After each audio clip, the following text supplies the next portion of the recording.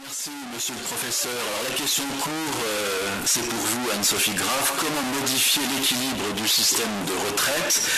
Et tout d'abord, revenons aux fondamentaux pour savoir de quoi l'on parle exactement. Le micro fonctionne bien? Bon, je pense que vous m'entendez. Oui. Si vous permettez, je vais peut-être prendre une minute avant pour revenir sur les propos de Jean-Pierre Jouyet, parce que ça fait un petit mouvement dans la salle quand il a parlé de la mutualisation concernant l'action sociale des régimes. Donc juste peut-être pour préciser, c'est pas la mutualisation de l'action sociale effectivement de l'ensemble des régimes, mais c'est bien plutôt d'amplifier en fait l'action qui aujourd'hui se fait déjà dans le cadre de l'interrégime, notamment au niveau de la CNAV avec la MSA et le RSI. Il faut savoir qu'aujourd'hui le secteur public n'est pas dans cet interrégime, et c'est plutôt effectivement d'amplifier en fait et de mettre en commun des moyens, mais dans le cadre déjà existant et dans le respect des gouvernances des régimes de retraite. Voilà, donc je ne voulais pas qu'il y ait de malentendus, puisque c'est un sujet extrêmement sensible au niveau des caisses de retraite. Donc il me revient effectivement de parler de la retraite, objet social complexe et multidimensionnel, comme nous le dit Anne Lavigne dans son ouvrage sur l'économie des retraites. Donc vous nous avez demandé de gagner du temps, je pourrais être très brève, puisque finalement sur l'équilibre financier du système de retraite, je pense que tout a été dit dans les rapports du Conseil d'orientation des retraites, dans les travaux de la Commission Euro qui ont largement couvert ces sujets-là. Donc je vais plutôt en fait centrer mon propos non pas effectivement sur l'équilibre financier du système de retraite, mais peut-être plutôt en termes de perspective, quand on réfléchit effectivement à l'avenir de notre système de retraite, finalement, quelle est la finalité du dispositif et quels objectifs se donne-t-on, quels objectifs doit servir notre système de retraite. Alors, il est vrai que quand on débat à l'équilibre du système, le débat public se concentre principalement sur le sujet de l'augmentation des recettes. On l'a vu, le cas échéant, le niveau des prestations ou la question de l'âge. Mais donc je voudrais plutôt revenir aux fondamentaux. Donc, dans les fondamentaux, il y a la question de la répartition qui aujourd'hui ne fait plus guère débat, mais ce qui n'était pas si vrai il y a encore quelques années. Et donc à partir du moment où on parle de répartition, les pensions effectivement des retraités d'une année sont principalement financées par les ressources prélevées la même année. Et aujourd'hui, on peut constater que par rapport au dispositif facultatif d'épargne retraite, que ce soit des dispositifs organisés dans le cadre de l'activité professionnelle ou à titre privé et qui fonctionnent en capitalisation là pour le coup, et on peut constater que malgré l'encouragement à adhérer à ces dispositifs au travers des incitations fiscales, de la diversification des offres, force est de constater aujourd'hui que la part de l'épargne retraite dans l'ensemble du système de retraite obligatoire et facultatif reste faible, puisqu'elle est environ de 4% des cotisations et un peu plus de 2% des prestations. Donc la répartition apparaît bien, je pense qu'on peut le dire aujourd'hui, comme un choix collectif et un choix politique réaffirmé régulièrement depuis 2003. Alors c'est vrai que quand on parle de répartition, et on vient au sujet très rapidement de la question de la solidarité intergénérationnelle inhérente à la répartition et peut-être plus largement d'ailleurs des solidarités.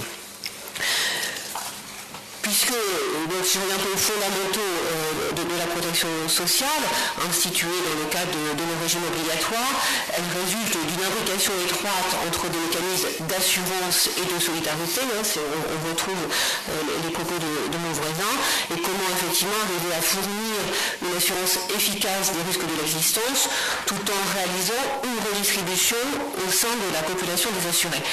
Dans les objectifs effectivement de notre système, c'est cette question centrale, c'est quel équilibre souhaitons-nous entre contributivité et redistribution.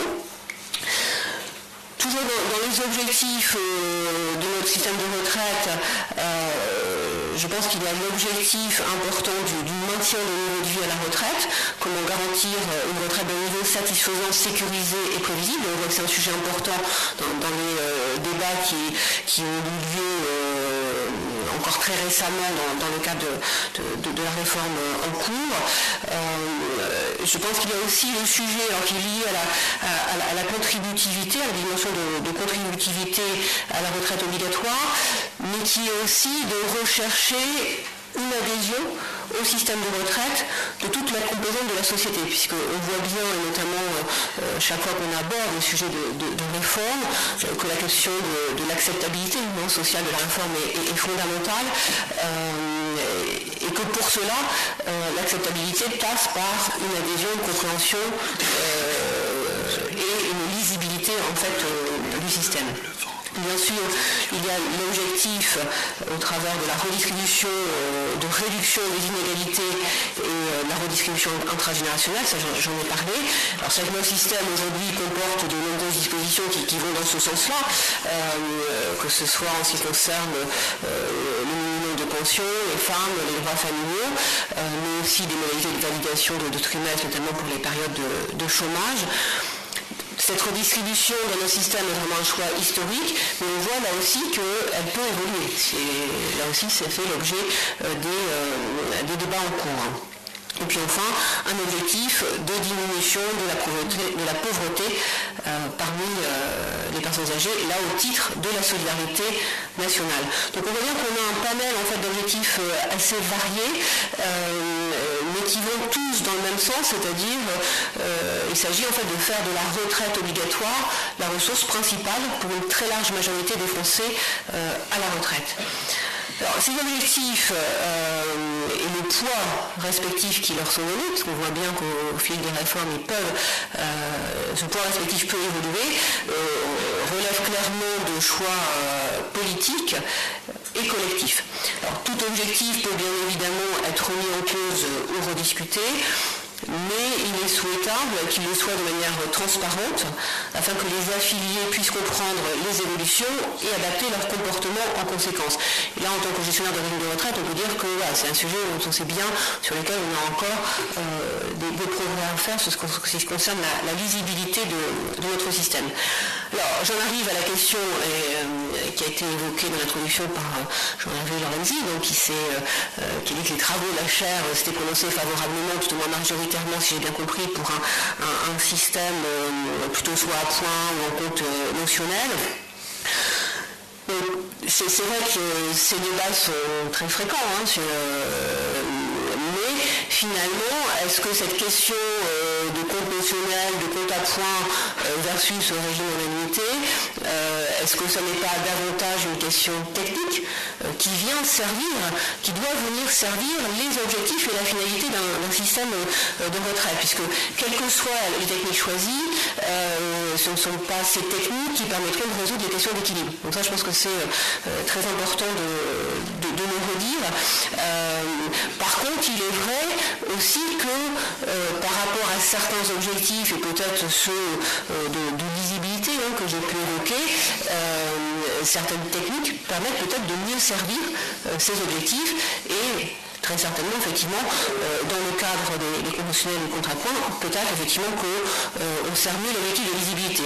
Mais j'ai trouvé intéressant l'article dans le Monde d'Antoine Deuzeux ce week-end, que certains d'entre vous ont peut-être lu, qui est comme un fervent partisan des conventionnels, et qui finalement disait, avec ce qui est prévu dans la réforme des retraites, et notamment avec l'instauration d'un contenu de retraite, que ça va quand même contribuer aussi à renforcer la lisibilité du système et l'accès à l'information des affiliés. Je pense que le point central de mon intervention, c'est vraiment de dire, encore une fois, quels objectifs pour un système de retraite, quels choix de société, et après, quelles techniques pour servir au mieux ces objectifs. Mais je pense qu'il ne faut pas inverser le propos.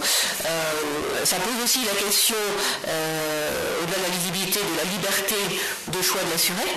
Et cette liberté de choix, effectivement, elle ne peut être parfaitement bien garantie également à partir du moment où il peut effectuer ses choix dans un environnement mieux connu, mieux maîtrisé. Et je pense que c'est un des enjeux aussi que doit servir notre système de retraite. Voilà, alors on peut dire qu'avec le système des codes, surcodes, du droit à l'information, notre système actuel, progresse en fait dans ces sujets de lisibilité et de liberté de choix. Donc je ne prendrai pas parti sur la case des dépôts et neutres sur les avantages respectifs des deux techniques, des trois, on pourrait dire, proportionnel, point ou annuité. Bon, revenir à la convergence d'ensemble sur le financement, je vais être très bref parce que je pense que vous l'avez très bien exposé, entre le financement par cotisation, la part des cotisations ou la part de l'impôt. Donc je ne vais pas détailler davantage puisque nous sommes tenus par le temps. Et peut-être en conclusion, on va revenir finalement au point que soulignait Raymond Soubi dans son introduction, qui était de dire finalement, alors il posait la question pour le système de protection sociale dans son ensemble, en disant bon voilà, aujourd'hui ça représente une part de la richesse nationale de l'ordre de 32%, 32-33%, on est largement en tête des pays européens. S'agissant des prestations de vieillesse, c'est 14% de la richesse nationale, et donc finalement, une des questions centrales, c'est quelle part de cette richesse nationale souhaitons-nous consacrer aux prestations de vieillesse, quelle place et quelle part aussi pour la redistribution, mais en veillant bien à l'adhésion des Français à leur système de retraite, à sa compréhension, à sa visibilité, pour permettre, comme je le disais aux affiliés, de faire des choix dans un environnement connu et maîtrisé. Merci Anne-Sophie Grave.